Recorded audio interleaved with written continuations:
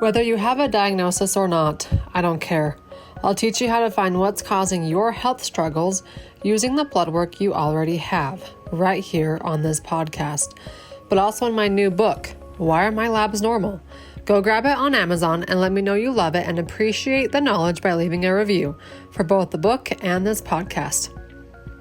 In fact, this October, I have recorded so many interviews, I need to get them to you guys to learn and grow from faster. Each Tuesday episode is a double whammy.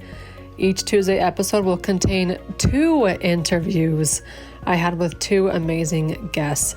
So, let's jump in. But first, let me tell you a quick funny little story about myself. There will be a new one each Tuesday this month. So it's not very often that I get to go to the grocery store by myself. Usually I had my 5-year-old and my 2-year-old with me, and at times it can get quite crazy because they're 5 and 2. So this time I had convinced my husband, after I had already gone to Sam's Club for a $500-ish purchase of food, which I don't do very often. I only go to Sam's Club like twice a year, but he was in charge of a young men's church activity. He was in charge of all the food for it. So I had to go buy the food. Well, we needed to restock. So I ended up going to Sam's Club twice in one day. Again, very unusual for me to even go there to begin with. So I convinced him that I could be there and back on a Friday night, and I could do it by myself, and he could have both of the kids. Because usually when I want to leave the house and do the grocery store shopping on my own, he always says I have to take one kid with me. This time I convinced him I don't need a child with me. I could do it lots faster without one.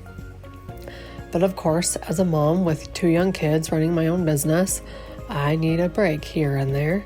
So I was going to go to Sam's Club and do the shopping that we needed and not hurry so much. But that's not in me. I realized 32 minutes later, after I had my entire cart full of another $500 grocery store run, it had only been 32 minutes. And I was like, how do people meander down the halls and just kind of look at things? I physically can't do it. I don't know how. It's always go, go, go, go, go. Impact more lives. Go, go, go, go, go. So next time you go to the grocery store, you can think of me and how I don't know how to walk through a grocery store slowly. All right, here we go.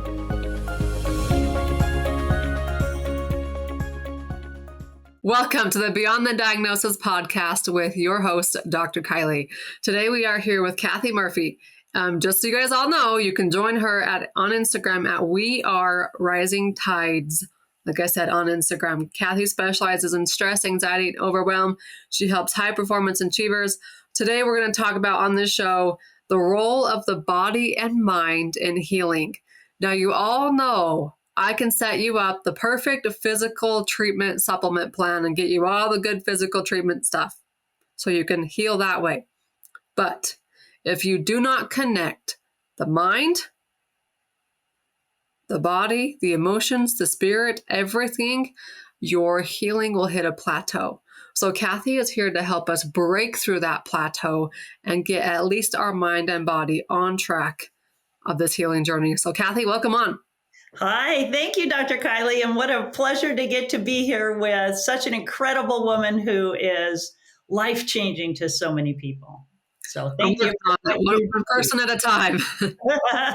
You do a fabulous job, and I'm honored to get to be here and help share with you. Thanks. Well, get us started here and just walk us through one of your favorite transformations you've seen in an individual after working with them.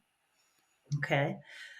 Number one would have to be someone who came to me in the midst of a breast cancer diagnosis, and they could see no light at the end of the tunnel. The doctor had pretty much told her that she was in stage 5 breast cancer, knowing nothing about any of it just prior to her 45th birthday. Oh my God. Young too. She was knocked out of life, essentially, totally overwhelmed by everything that was happening to her, told immediately, this is exactly what you have to do, or you will die within 5 years. You won't make it. And the initial toll that took on her mentally affected her physically. She actually started getting sicker. They were finding more issues in her body than just the breast cancer. And the more they looked, the more it sent her into overwhelm. At one point, when we worked together, she started to see that that diagnosis was more of a snapshot of her body in exactly the moment they took it. It was not anything to do with exactly how she got there or where she was going. I love that. The diagnosis she received was just a snapshot in time about what her body was experiencing in that moment. Yeah. And as soon as we can flip our mindset to say, you know what, I might have this now, or let's change our words to that, not to have this, but my body's fighting this now. In 6 months, I'm going to overcome it. Right. Now I'm going to say I'm a survivor of thyroid illness. I'm a survivor of autoimmune disease. I'm a survivor of breast cancer. Because we always think about, surviving cancer. Right. But it is just our diagnosis is just a snapshot in time. And in 4 years, we're going to say, we survived it. My body's doing great right now. I'm not on thyroid medication for years. I'm not taking Humira injections just to manage my autoimmune disease. Or don't get me started on autoimmune disease. I was going to give another example of, the trials that people get put on just because they're told, fear-based. Again, it's fear-based. Just like your client here, where she's like, I was told that unless I do this, I'm going to die. Right. Fear. Yeah, it's totally fear-based versus our faith and trust, that knowing that we have more at our reach that we can do to impact that outcome than we realize. And the fear takes us out of seeing any of those possibilities and choices. But and I know that at one point I've had a lot of variety of diagnosis of autoimmune diseases. And at one point the doctor goes, do you want to do all the tests to determine exactly which one it is? And I said, well, if it was your body, what would you do different if you knew? And he goes, well, nothing. There's like standard medical treatment, or there's the kind of things you do. And I said, awesome. Then no, I don't need to know. I don't need a name for it. Okay, let's talk about this for a second, because I just wrote a book called Why Are My Labs Normal? And there is a chapter in that book all about autoimmune disease. And people will say, what about Graves? What about Hashimoto's? What about MS? What about Parkinson's? And they plaster a name to it. Yeah. And it's like, you shouldn't care what the name is. There are like 80 diagnoses, depending on who you talk to, depending on your resource. There could be 800 diagnoses of autoimmune diseases if we were to plaster a name next to everything. All it is your immune system attacking some part of your body. And so when you look at it that way, you think, okay, if the mechanism is the same, I can treat all autoimmune diseases the same. So it doesn't matter what name I have next to what diagnosis I have next to my name on my medical records. And again, it was just a snapshot in time. And I loved how you said, I've fought and I've beaten many of them over the years. Mm-hmm. Now, let's rewind back to this patient you're just talking about, or this client.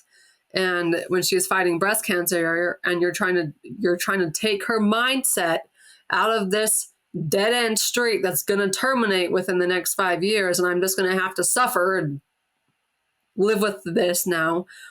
What was the shift that you made with her mindset? The major shift in her mindset was seeing that it was that snapshot of a moment in time, and that there would be those moments when she felt like crap. And there would also be moments where she felt better. And finding what worked for her to help her feel better, to help her be able to do the smallest of things, gave her hope that, wow, like I can do this. It's not something that I have to fight to survive. We get this idea that it's something we have to like beat and fight. And we get in our head about, oh, they said breast cancer, that means this. No, that doesn't mean anything other than right now, this is what your body has going on in it. And you can change that. And when she started to see possibility by becoming more and more present with her thinking about it and understood that what she thought about and focused on, she got more of. And she started to think about and focus on positive outcomes, on things she wanted to do in the future, and found herself taking steps towards that, even though they said things like, well, you won't be able to go to work. She would show up at work and serve other people. And that gave her a great feeling of, well, this doesn't mean I'll never work again. Like, I'm going to work, I'm doing it. So if I'm doing it now, why can't I do it in the future? And we also looked at helping her get some other, I'm going to call them opinions, because when I go to a doctor, it's to get an opinion, like how much using this shoulder that's damaged to still surf, how much permanent damage could I do? And how much function am I still okay with, so that I'm not going to, clearly when we talk about a moment in time, if there's a bone sticking out, you need a medical doctor. You got to get the bone back inside and in place. But short of that, it's good to know what's out of place or what may look different, as you do with everybody's blood work, so that you can take steps to get it back in its state of equilibrium and default, where you're not only surviving, but you're setting yourself up to thrive by how you look at what's possible. Mm-hmm. While you were explaining that, I had the thought of think and grow rich, think and grow healthy. Yeah. We all know the book. We all know the movie series, Think and Grow Rich. What about applying it to our own health? Think and grow healthy. Yeah. Which is exactly what she experienced. She had this diagnosis. She had everybody, I'm sure, giving her their opinions, not just medical doctors, everybody on social media, their family, her friends, everybody, because they all like to tell you their opinions, no matter what their degree is or lack of degree. And then she had to think and sit back and say to herself, okay, my body, my future, what's it going to be like? Right. Think and grow healthy. Yeah. And part of the reason I work with people on stress is when you get things like a diagnosis, or when you think something like think and grow rich or healthy, when you think it and that's all you're thinking about, you're getting more of it. You're going out and subconsciously finding evidence that it's true. And yet that simple stuff, whatever you want to find, you'll find it. Yeah. You Google anything, you'll find it. You'll find it. Yeah. Whatever you do, stay off the computer, man. You look this stuff up. You're not going to find the good stuff with people. You can be the good stuff because it's out there, but it's not as popular or as inundated as what people are going to say doesn't work. And, the quieting of the mind, and I don't mean you have to sit and meditate, but you want to listen to your own body. You want to listen to your own gut, your inner knowing, whatever you call it. When it's leading you to something, that's a good place to step and try, because we find what works for us individually by trying things. We don't find it by going, oh, you have let me give you this pill and it will fix not the problem, but the symptom of A. And it may do something totally different for everybody. So we have to learn to listen to ourselves, take all those opinions in, and then decide what's right for me right now. Super cool. Okay, so what happened in her story? In her story, she came back to work. She started having a lot more fun with her breast cancer treatment. Things like she this is pretty crazy, but she just wanted to have fun. And so she bought this thing that it was like a plastic suit that had breasts on it. And she would tell people, look, I'm having issues with my breasts. And they would laugh and she'd be like, yeah, I'm probably going to not have mine. She goes, but it's not a big deal, just like this isn't. And it kind of helped her to see it in more light. She kept exercising, which was big. She kept eating well, making good choices for herself and things that brought her more energy, knowing that whatever treatment she chose as she went forward, she wanted to have her body as healthy and filled with vitality as possible. Because when you start off from that place, it's a lot easier to get to that place. Yeah, think and grow healthy. Yeah, she did amazing. That's of this. Think and grow healthy. Think and grow healthy. You know how if you're thinking of buying a car and you go and you look and you're like, oh, I want a white car. Then all of a sudden you see white cars everywhere. And it could be the same thing. Think and grow sick. Oh man, I have this. Oh my gosh, look at all these people struggling with this. Is really a bad thing. And your whole mindset, we don't even realize how quick we can get in that rabbit hole and find everything, and everything starts hurting. And when it hurts, we go to the future. When we make up a future, if we could make up a good one, we'd be so good with it. But we don't tend to do that as humans. We make up the worst possible scenario Always and into it. Yeah. To give you a perfect example, I've had numerous patients, women, who tell me that their husbands have banned them from Google because they literally go to Google and they say, what causes fatigue? What causes, shoulder pain? What causes joint pain in general? Then they see all the ugly stuff come up and it's just like so horrible for our mindset. Yeah. Instead, we should say, how can I get more energy today? Right. Flip it into the positive.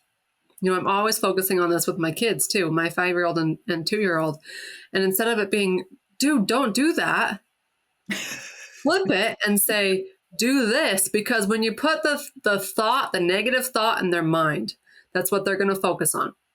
So I have an example. I used to play volleyball. I'm a volleyball fanatic. From the moment I was 12 years old till the moment I quit playing volleyball in college, I think I was 21. It's like for 8-9 years, I played it just year round. And I had several coaches because of that. Ever since I worked on my own mindset stuff, this one scenario in my college career has stuck out with me. My coach called a timeout. I was the next up to serve. And in the timeout, my coach said, Kylie, don't miss your serve. Oh. What happened? Yeah, you missed it. I missed my serve. It's just that simple switch of, I'm sure these are the best coaches in the world that do this. Instead of saying, don't miss your serve, they're saying, serve zone 1 or serve this girl, because then that's what you think about and that's what your body does. Right. So if you're thinking about, oh my gosh, I have thyroid issues and chronic fatigue and I have anxiety and depression, well, of course you are, because you're always thinking about it. But if you can transition out of, this is what I'm fighting now, I'm going to think and grow healthy.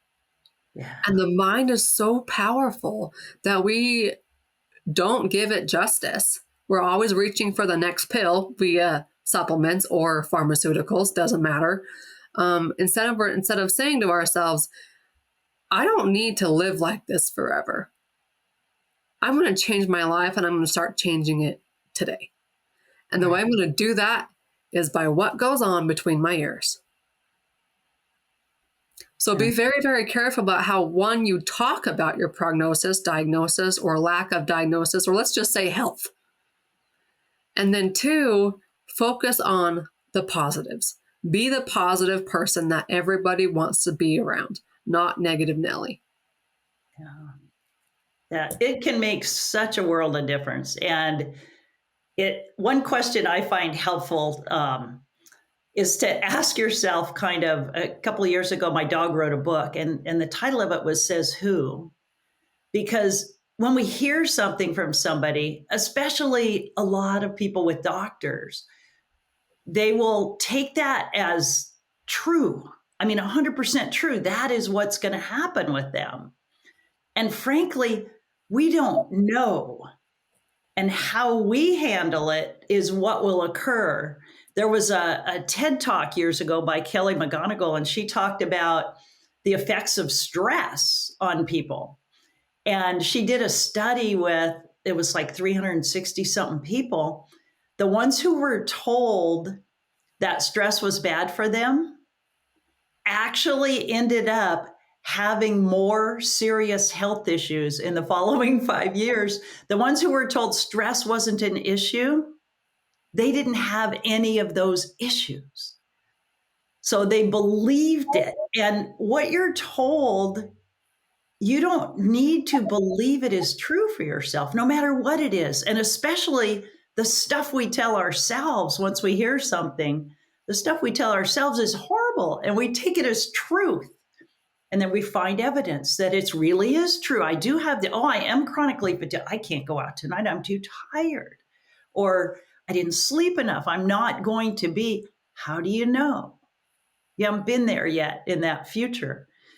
You don't know. So the chances that something positive is going to come out of it are really good, because take a look back in your life at all the times you dealt with something that you went, oh, I didn't want that to happen. You know, how many wanted the pandemic? Not me. So we don't want it to happen. But when we look back, we go, oh, it really wasn't that bad. And these are things that came out of it. So not knowing the future and leaving yourself open to, like you say, thinking healthy. If you're thinking you're healthy, you're going to automatically do the behaviors that lead you to be more healthy. We work like that. We don't even realize our body hears that stuff come through. And then we find ourselves out walking more or out doing something. So I find it really useful not to always believe. I've been told, well, I'm 66, I surf almost every day. I've been told by doctors many times I still should not be able to walk. When they look at my MRIs, they go, you can't walk. No, you can't go down the rocks and surf. No. I'm like, yeah, I can. And it's like, well, yeah, it is possible. It doesn't really matter what your tests or opinions say I can do. If I think I can do it, I can do it. Think and grow healthy. Yeah, think and grow healthy. Think and live your best life. And ask the question, says who? Yeah. I love that. Who is telling you how to live your life? Is it Google? Is it, I can name off a horde of names when you type in, is it WebMD? Is it Mayo Clinic? Is it the doctor? Like, who is it that's telling you that because of this is how your life is going to be? Do you believe them? Are you acting like you believe them? And if you want to stop believing them, what are you doing to change it? Yeah. And just start being aware of the thoughts in your head. You don't have to go in there and fight them. You don't have to do anything about them. Just be aware when you start to feel negative about a prognosis that you've been given. Notice what you're thinking about it, and then just focus on something else. Get up and grab a cup of coffee. Do something different for less than 10 seconds, and you're going to lose that train of thought, and a new one will replace it. Because you can't choose the thoughts that get in your head, but you can choose the ones you put your time and attention into. So put your time and attention in the ones that make you feel good. And like Dr. Kylie said, do things that are going to feed your energy all the time. It's so simple to take a piece of paper, draw a line down the middle, put feeds on one side, drains or sucks on the other. Make a list of everything you're doing in the day that feeds your energy, everything you're doing that sucks your energy. Start taking one at a time off of the sucks your energy and adding to the feeding. Add another 20 minutes for that feeding energy each day. And that makes a world of difference in your energy level. And let's take this example that I had experienced yesterday with my son. We were outside in the yard cleaning up all of his toys. And he says, "Dad, I hate this. This is so boring." And of course, they're getting into this negative thought. And I looked at him and I said, "Dude, you are so blessed that you get to have toys all over. We are so blessed that we get to have kids when we want to have kids. We don't have to struggle and fight for it." Mm-hmm. Taking the draining the energy part, flipping it into a positive, and now it becomes an energy booster. You know, we think about doing the dishes. Like over the weekend, I cooked 60 pounds of meat. Wow. And I had to clean a lot of crock pots. That's a lot. I'm preparing for next month specifically. And it was all on sale. So, you know, when ribs are $1.79 a pound, you better go get some. Absolutely. And so I was thinking to myself last night in this, you know, negative spot that I rarely allow myself to get into, but I'm a human. I'm like, oh, I just want to go to bed. The kitchen is a mess. I still have all these crock pots to clean. And I just thought to myself, wait a second. You just were able to fix numerous meals in under 2 days. And all you had to do was put them in the crock pot, let the crock pot cook all day long. And when I say crock pots, I mean 8 of them, big giant ones. And now it's done. So literally take everything that you're doing and be that positive person about it. People will they'll come flocking to you because of your energy. If you're negative Nelly and you're always focusing on, well, I hate this job. What about you're so blessed that you have all these toys? My husband's like, these kids have everything everywhere. Honey, be grateful we have the kids to have everything everywhere. Yeah. Sometimes it drives them nuts, but I always flip it. I'm like, you're living in the gap. You're living in the negatives, and I'm tired of it. Like, flip it into the positive, no matter what your scenario is.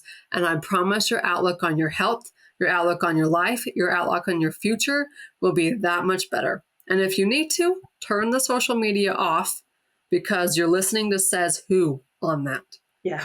Turn that off, turn the TV off. You know, someone will tell you if there's an emergency you need to know about.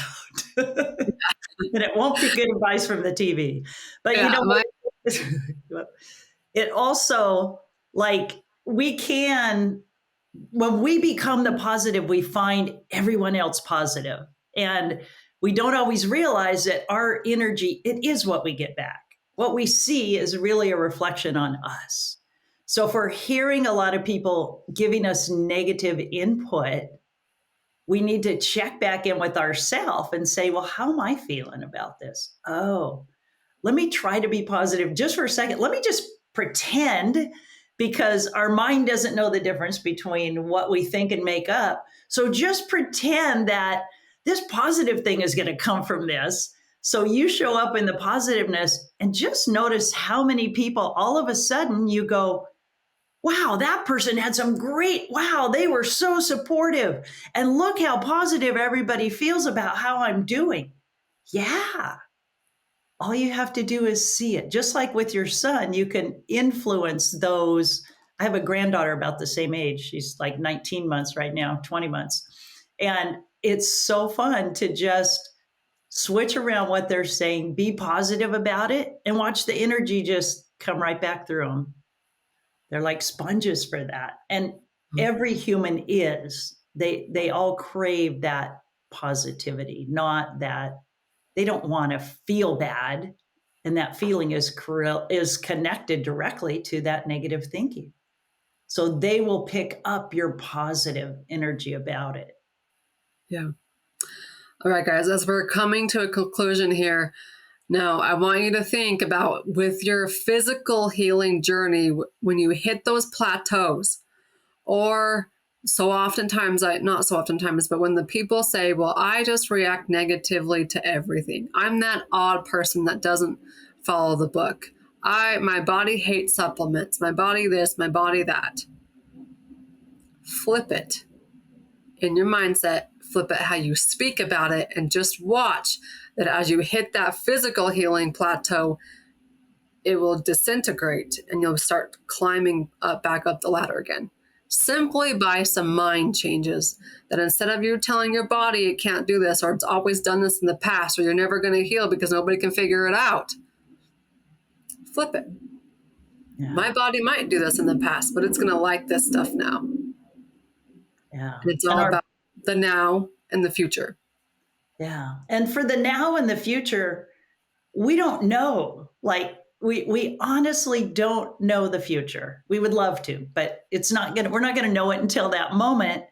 And at any moment, if we give ourselves the freedom to be different, like try it even with something simple like a food you've never liked before, taste it one day, expecting that you're going to like it, and watch what happens. Like, you can totally change. And that includes your healing of any injuries, any illness, all of that, even though your body might have reacted a certain way because that was that moment in time.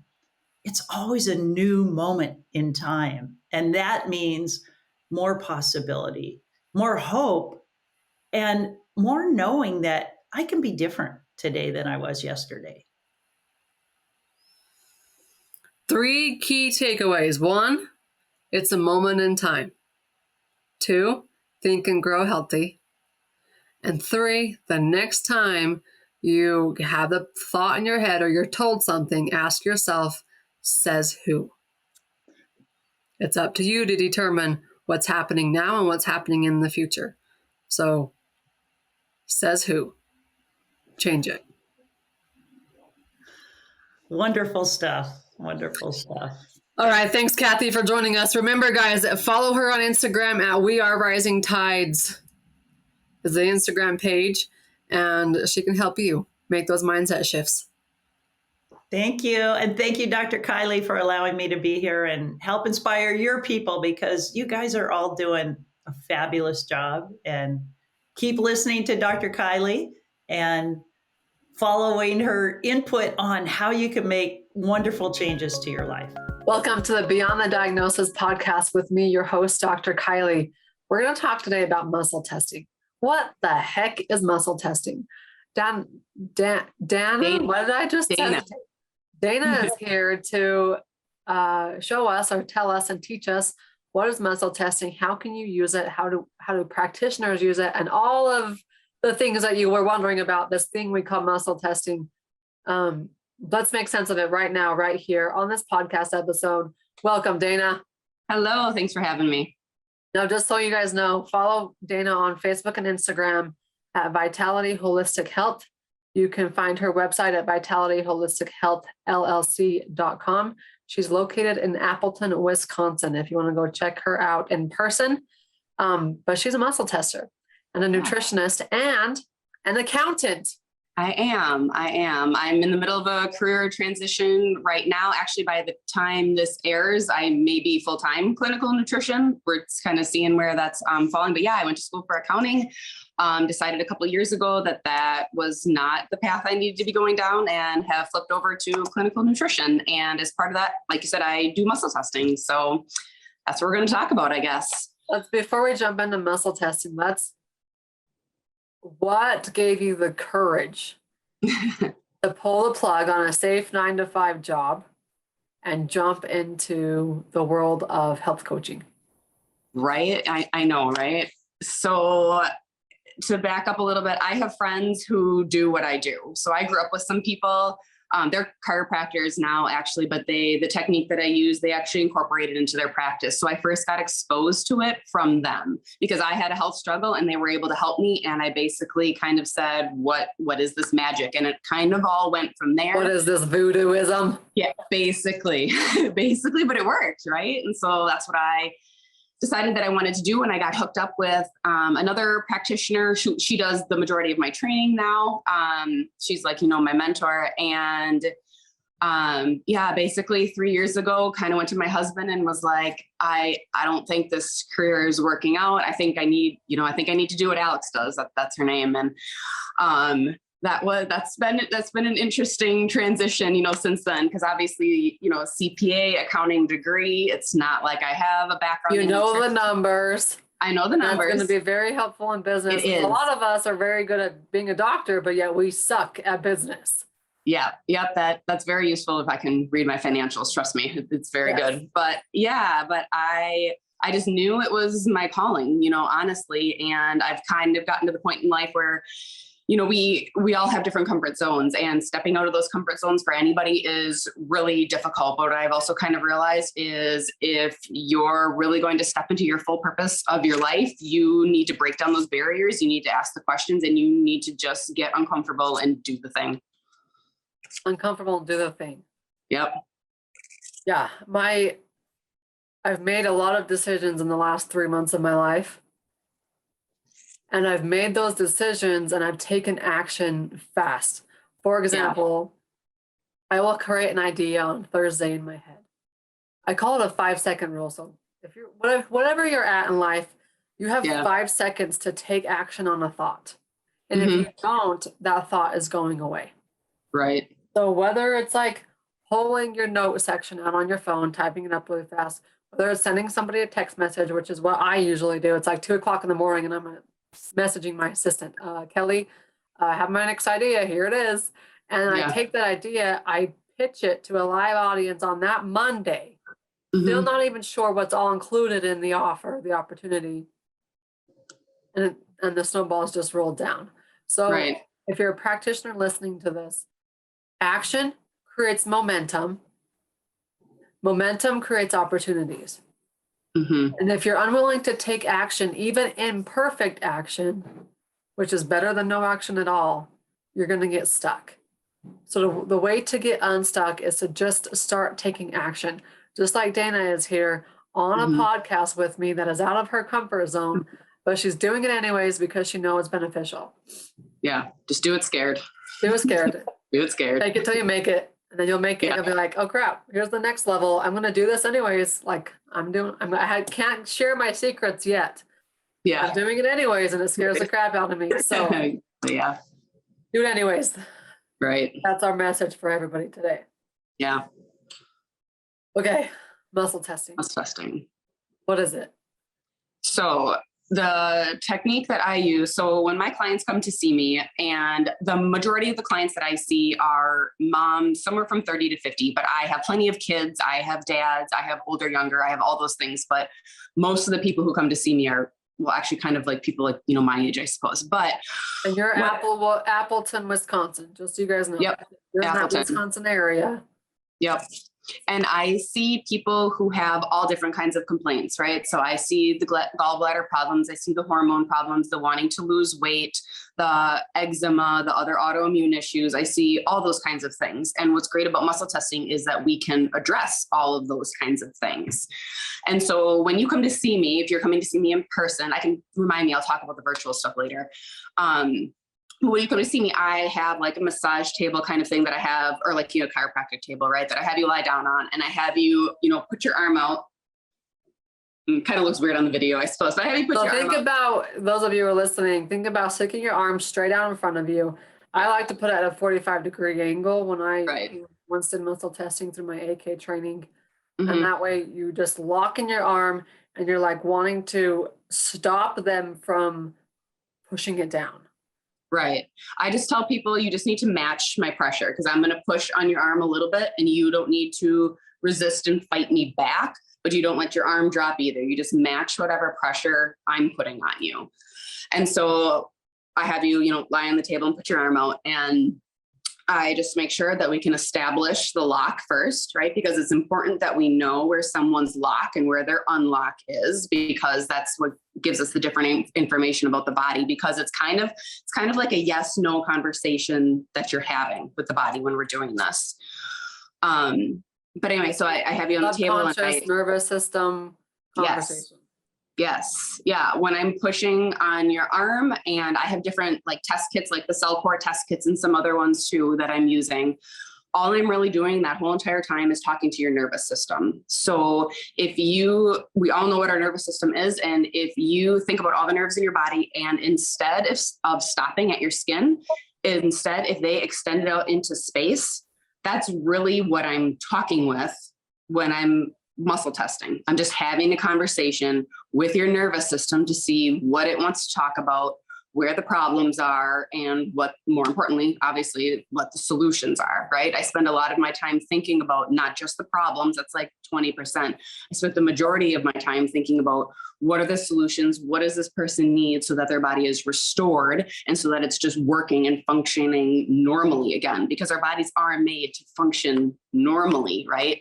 That's how we're built, and that's how we should be. So my work is to restore the body. But what the muscle testing really helps me do is to help me pinpoint exactly what I'm looking for. So you could do this in a variety of ways, but I know that if someone has their arm out and it's locked, and if I touch their liver and it comes unlocked, that's a way of telling me that the liver's weak. The liver needs some kind of support. And then I can find, some homeopathy or glandular or something like that to help with that. That's one way to do it. I also have test kits that I use. Like I said, CellCore is one, and then I have other ones that I use too, that I can kind of wave in front of the body to see what the body's interested in talking about, what cells they might be interested in talking about, whether it's their eyes or their pancreas, gallbladder, liver, thyroid, all of those kinds of things. That's kind of where the clinical part comes in. I'm a clinical nutrition, so we, deal with the body and solve those kinds of problems. But that's what really helps me pinpoint and see what is the body asking for. It's that muscle testing. It's that yes, no conversation and seeing what's really needed. And then you get better. Yeah. Tell us about your favorite patient scenario and the transformation that they experienced. Yeah, actually, my very first client ever, who is still with me, she's a mom, mid-30s or so, and she had terrible gallbladder attacks, just like awful. They were happening all the time. And I forget if she actually went on medication or not, but basically no doctors could really help her with anything. And then through a friend, she heard about me. And this is even before I had my office space. I legit went to her house. That's how I started. Okay. You can do that. You can do house calls. I know. And I went and I muscle tested her. I gave her 3 supplements. One of them was definitely geared toward the gallbladder, and 2 of them were some other foundational support, like a fatty acid and some blood sugar regulation. And by the next time I saw her 2 weeks later, she hadn't had any gallbladder pain. Just none. It just stopped, and it just continued to stop. She didn't have any more pain, after that for honestly several months, until some things went on back order, and then some of it kind of started to resurface again. But it's okay. We got that all under control actually by doing CellCore's parasite protocol, because once she did that, then that really cleared out a lot of her problems too. But ever since she's been with me, she's been good, except for really kind of a minor hiccup in there. That's probably one of my bigger wins. And then she brings her 2 kids to me too. And one of her daughters had kind of a bad rash going on at one point, and just bumps on the skin and stuff like that. And they really, really didn't want to go the medical route with it.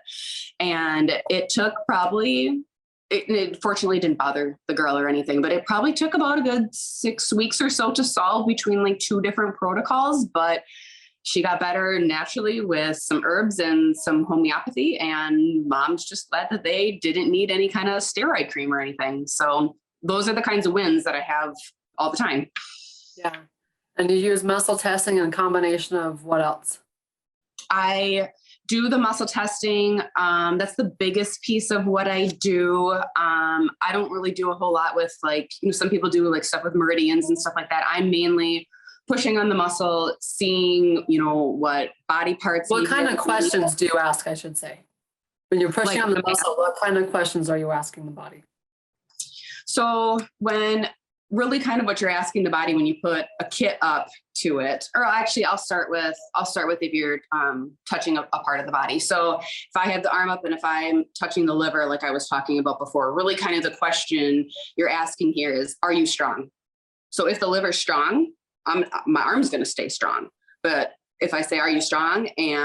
But it's, your liver actually isn't, that's where the arm goes weak. And that's the kind of yes, no conversation that we're having right there with that.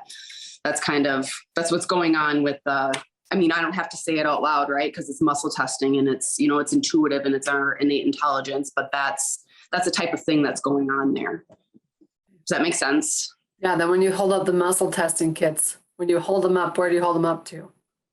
The person's just laying on their back. So I just put the kits kind of like on their chest and draw them away. And so for me, the way I muscle test, because everybody does it a little bit different, but for how I muscle test, I have, nice strong arm. I put the kit up, and if I pull it away and the arm goes weak, that's my way of knowing, okay, there's something in there. Like the body's weak without it. It wants to talk about something that's in that kit. And then I figure out which, thing it is, and I set it on the body and I continue going on with the testing. We're talking about kits. We're talking about depending upon the kit and where it's coming from. And it's usually some type of supplement or herb or homeopathy or something that we can support the body with. It's like each one of these little tubes, and inside of the tube is the ingredient or the supplement or whatever that testing is, where we're saying, okay, we're putting it here on the body. We're going to say, do I need this? Do I not? Do I feel better without it or with it? Go strong, go weak. That's basically the premise behind muscle testing, is asking the subconscious nervous system, right? Do I need this? Right. Yeah, exactly. And some of your test kits, like you said, they'll have the actual supplement in them. Some of them just have water, like vibrated to the frequency of whatever the thing is that you're using, like the cell core kits. And I just want to say, for anybody out there who maybe doesn't understand the water thing, like, remember our bodies are made up mostly of water. So start from the beginning, because I don't even know what water thing you're talking about. So do you have cell core kits or not? Okay. So in cell core is kits, and their muscle testing kits, what they have are those tubes. It's the same thing that you've seen with maybe energetics or something else, but they just have water in them, and it has the label of whatever the supplement is or whatever the disruptor is, right? Like they have E. coli and other metals and stuff like that in their disruptors kits. But what you can do with water, and this is a big like energy worker kind of thing, but what you can do with water is you can vibrate water to any frequency you want it to be in. So when people are using kits that have water vials in them, what's happened to those water vials is they've just been vibrated to the frequency of whatever that supplement is.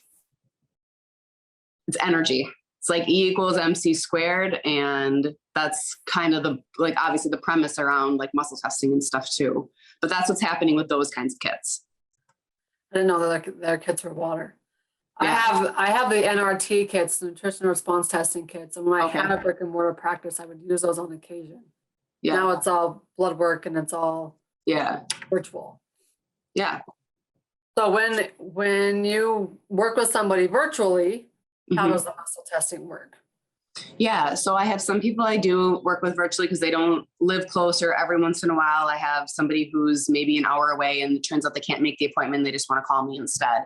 And so what's great about the muscle testing and energy, which is really what I'm working with, is that we can do it virtually because energy is really transferable between people. And so all I need to do is I can just call our front desk person in to come lie on the table, and I can just use her arm as a proxy to be somebody else, right? Normally I'll start that out with, just making sure I have the energy of the person who I intend to test, right? Because my intention is the strongest thing that's in the room for muscle testing and for getting the energy right. But I just make sure that I have the right energy on the person, and then you can just test like normal. And we know that we're not getting mixed results in it too, right? Because you would think that if I had somebody else sitting there and I was trying to test someone else virtually, that I would just get answers for the person that's sitting there. But we can actually prove that that's not even the case, because when I test my virtual person and then I could turn around and test the actual person sitting right there, I'm going to get different results. And the muscle, it doesn't lie, right? Like it's locked or it's unlocked. I can't manipulate that or make that up. And so we know that it works. We know that it works, virtually like that, but all it is energy, and energy is transferable. All right, there you have it. Muscle testing 101. That's it. Go find Dana in Appleton, Wisconsin. Find her on Facebook and Instagram at Vitality Holistic Health LLC.com. And one quick question that we're going to finalize all of these episodes with. You're new, so this isn't much different for you, but if you were to lose everything, yep, all of your health coaching practice, what would you do as you were starting over? I've kind of thought about this exact thing for a number of years, kind of a little bit different. Like if I could go back in my life to one point and then start living again, what would I do? And so this is kind of related to that. But I mean, honestly, like if I could go back and I could be starting over, like, man, I should have been a chiropractor. And I can admit now, and I'm not saying that because you're here, like, I don't care. That's like, you can ask anybody. That's what I would say. Then I go back and I'm like, dang, I should have been a DO. Chiropractic. I know, right? You get more respect. Yeah, true. Yeah. But you have to go through a lot of brainwashing for that too. I don't know. You have to go through 8 years of hell. Let's just go. Exactly. But I chose 4 years of hell. That's not what I chose. Yeah. But I would go back, and I do the chiropractor thing. I've wanted to adjust people for like ever. And I can say I actually have just started this business and mindset coaching program for the next 12 months to really just help, propel me and propel the business and everything. But I can look back now. I can look back at, being a freshman in college, and I like numbers. And so accounting and math, like that made sense. But if I'm really honest with myself, like what kept me, because I saw a chiropractor in high school. I knew what that was about, and I did think it was cool, like at that time. But honestly, what held me back was really just fear. And I just know that now. I just know that it was, it's too much school, or it's too much money, or it's, whatever the excuse was. And honestly, it was just fear, and I don't have that fear anymore. And you can always go back to school. I could. Can you talk to my husband about like up and moving us so that we can go do that? But I went to Oregon for school. That's where I did my schooling. Oh, was it? Yeah, But yeah, you don't use anything that you learn in school anyways.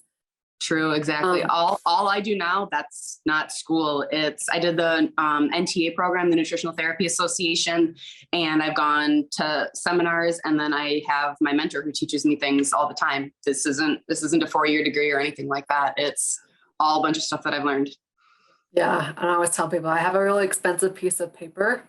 Yeah, that allows me to do what I do, but I don't use any of the knowledge. Right. Yeah. Exactly. I even send my husband to a different chiropractor. I don't even do chiropractic. I don't like it. It wasn't my passion. My passion is functional medicine. This is Yeah, you should have been DO. My piece of advice as far as business and the mindset, especially in my 90-day program, we work with business and mindset because we don't get it, and it's been huge for me. The mindset piece, especially. I have this big old picture on my, right across from my office, my desk right here. And it says, get out of your own way. Yeah. Because we are stopping ourselves from progressing more often than anything else. So Right. we get out of our own way, doors of opportunity just fly open. They do. They really do. And that might mean you got to jump ship to your career. I do. Go after your heart. Yep. I'm telling you, by the time this airs, we'll probably be good. All right, Dana. Vitality Holistic Health on Facebook and Instagram. Her website's Vitality Holistic Health LLC.com. Thanks. Yep, no problem. Who wants to come hang out with me in Florida in February of 2023? If you're a practitioner, you have an opportunity to come join me inside the brand new live and in-person event, Orlando, Florida at the Wyndham Grand Bonnet Creek Resort. February 20th, 21st, and 22nd of 2023. Mark your calendars because registration begins in November with details out in November, and there is early bird sign up if you get in and join us before the end of the year. So stay tuned. This is for you practitioners. I'm going to bring you the best marketing, mindset, and business experts in the world, because this is something we all need, yet we don't receive. So mark your calendars, February 20, 21st, and 22nd. Not only am I going to bring you the best experts, but I'm going to celebrate your success with you. We're going to celebrate on that Monday night, that Tuesday night, and that Wednesday night. So you can fly in on Monday, but don't fly out until Thursday. Hang out with us and celebrate your successes, because the only way to measure success is to measure it backwards. This podcast is sponsored by my favorite supplement companies. If you're not using them in your practice, you should.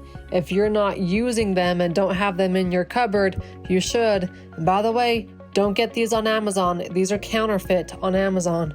My favorite supplement companies are Systemic Formulas and My Biome. If you are a practitioner, come join me inside their private Facebook group for practitioners called Systemic Formulas Clinical Nutrition. Everybody else, join them on Instagram at Systemic Formulas.